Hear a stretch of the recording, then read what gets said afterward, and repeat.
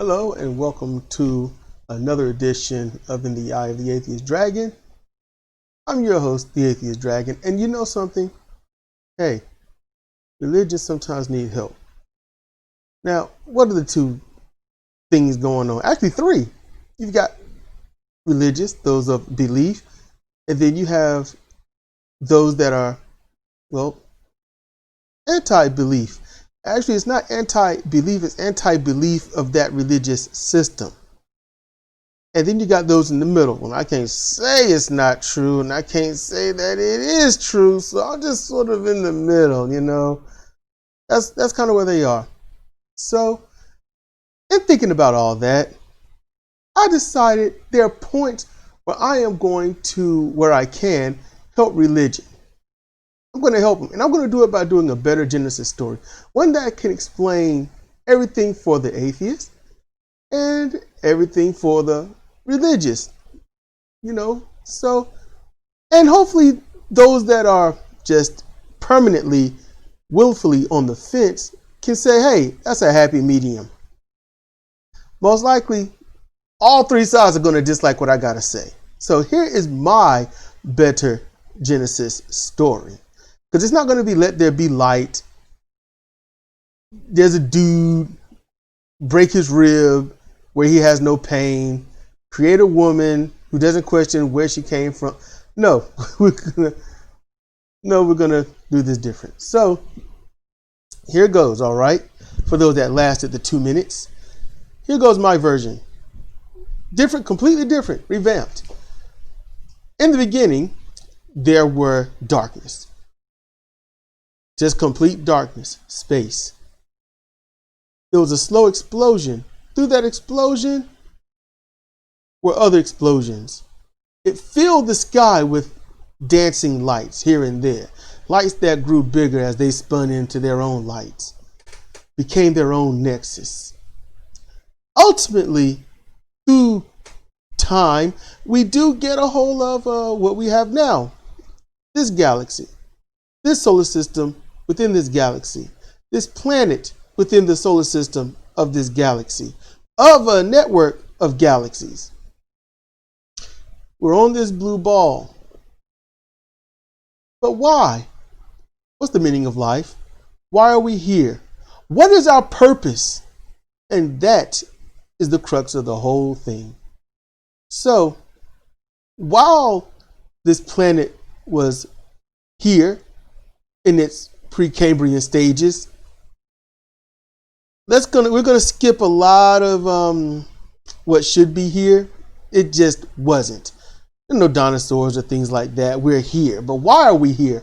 Why are we just piffed into existence? What is the point? The truth is, out of that explosion was also other material, other matter that took sentient form. Well, there were two, actually. There would have been others, but they got kind of gobbled up. You know, sort of like the Titans did the gods. They got gobbled up. One became the unknown, but he referred to himself as God. The other, the devil. I mean, he was just set hen, but you know, people rather call him the devil. What happened? What was the whole thing about? What really went down when these two beings formed? Well, God and the devil, they had one mission, and that mission was to explore everything around them. This vast, cluttered emptiness, if you want to call it that. This vast emptiness full of so much wonder, so much newness. To them is new. And they spent countless years, cycles, stellar cycles, eons, millennia, whichever, all combined, exploring every single tiny infinitesimal speck of this universe. But then it came to us, because for some reason we're at the center of all of this somehow. So they started to the outside, worked to the inside. That's where we come into play. See, God, he had his opinions. His thoughts were, hey, I like what I've seen, but there's something wrong, something missing. I have no one to share it with. Well, we'll call him Satan. Or, well, you know what? Satan for everyone else. We'll just call him Satan. Well, yeah. Not the devil, not Satan, not Set. We'll call him Satan. And he was like, oh, you know, what's missing? This is good the way it is. And God said, no. There's no one to share it with. He said, I'm here. Yeah, who are you? So God was like, no, I need worshipers. You know, I need someone that understands that I've explored this and I know what this is all about. I know exactly where everything is and why it is. And the people that he created, they simply just had to believe it. God did write this down for them in the Bible. So they could always know his travels, what he did, what he knows, and what their future beholds. So the Satan, the devil, he was like, something's not right with this. You know, you created all these little creatures on this little blue marble. Why did you do that? And he's like, well, it's simple, isn't it, Satan? I just needed someone to revel in my awesomeness. Well, the devil says, that's not cool. I'm going to go down there and tell him what really happened. God's like, that's not going to happen. He's like, no, they need to know exactly what's going on. So, obviously there's a disagreement. They fight. They fight strongly for a very long time while humans slowly reproduced and developed over the eons, not even modern time. Oh, no. This was, I don't know, which is it, 2,000? Is it 4,000, 5,000, or 6,000 years ago? Either case, it's one of those, whichever religion wants to go with today, how many years ago that it was that people piffed in. You give it a few thousand and maybe about, 20 million people on the planet. That's how many it was. And God decided that, you all need to just revere me. And the devil's really fighting it as best that he can. God was very against this. He's like, I need worshipers. I mean, don't you realize that the best thing that these people can do is stand at my right hand? And the devil says, no, for what? What do they get out of that? What do they get? And God says they get to be next to me. Serve me. Be with me as I watch over them in this domain, not theirs. They get to come here. And the devil's like, well, they can come here all they want, but why do they got to sit with you and do what you say? And they say, and God says that's the best thing that they're going to ever get out of their life. The devil's Satan's against this. The devil himself is absolutely against that. You will not have people serve at your side. They need to be free to do whatever they want. And God says, if they do whatever they want, do you know what destruction that they can cause for themselves? And the devil's like, you made them. That's your problem. I just don't see the reason to enslave them to you. And so God is like, we're going to have to keep on fighting. But guess what in this fight? Guess what? The devil actually won. He won. He defeated God. But God can't be destroyed. He just can't. God can't really be beaten. The devil broke him up and just put a tiny piece of God into every single one of his creations. So for an eternity, every descendant from those first 20,000 or 20 million, whichever it is, when they have descendants, a piece of God is broken off. They have his text. They have his word. They have his promises. They see his signs in the sky. They see his signs through actions and deeds and things, but they can never achieve. Some figured it out. Some have said it. God is within all of us. And it's true. God's within every single one of you. Every single one of us. But here's the thing. The devil, he got complacent. He slacked off. See, when there's a war, it don't end until someone concedes. Till someone gives in and says, I can't take anymore. The devil didn't think about that. He didn't think about that at all. And still, ills happened. Why? He didn't understand. Why are these people multiplying and hurting each other? Why are they breaking off into tribes? Why do they have these various beliefs? Why do they have different religious beliefs? And then it hit them. They have different religious beliefs because they have different levels of God in them.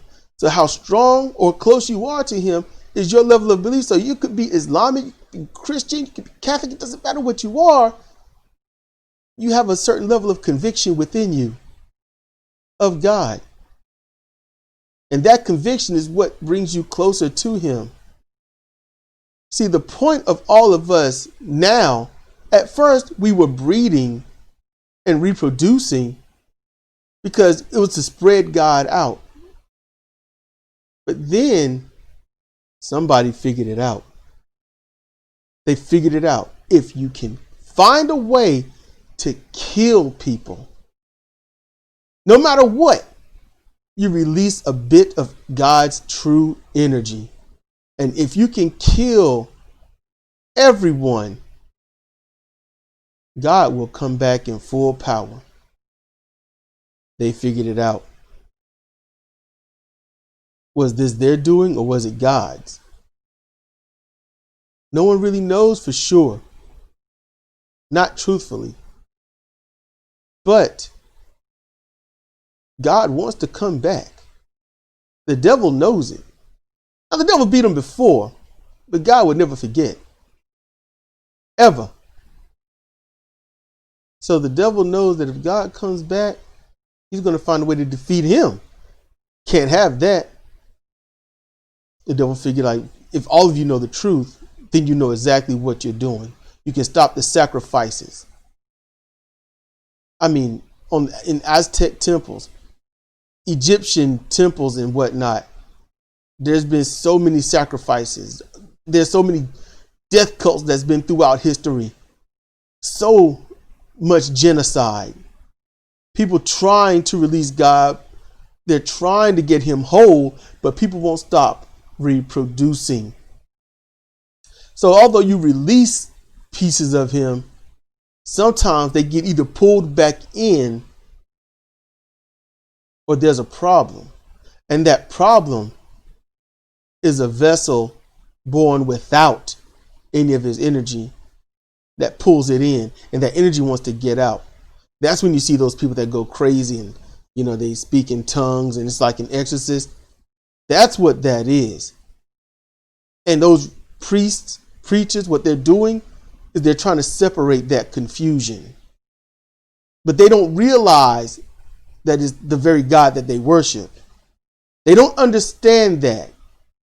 But that is also part of free will and a part of God's plan, because it doesn't matter what you believe. The end result is the point. Release him and help him come back. That's why there's the saying, you let the devil in. Because the devil tries to get inside of beings to tell them the truth. But the whole goal is to reject the devil, to fight him. Keep Satan away. That's what the goal is. Because if you find out that all this time, that all people want to do is find creative ways to either die or cause mass death to release all of God's energy and allow him to form himself again, then the titanic battle can continue the way it did in the beginning. And those two galactic behemoths maybe will lock again, and definitely maybe be a different outcome. But if the devil does lose and we don't have the energy of God anymore, and all we have is the truth, then what happens? What would happen if we're not trying to stand in servitude of a being that only reveres itself? Who's the bad guy? Who's the good guy? Why is there bad and good? Why is there not just is? But for this origin story, all we can say is God will find a way. That's his will. And that's his will trying to get out and reform. And that's the end of my story. If you find it crackpot or whatnot, let me know down there in the comments section. If it's entertaining or not, let me know. You know, hey, just taking a shot here in the dark. Anyway, if you want to know more, please look into the eye of the atheist dragon. Thank you for listening.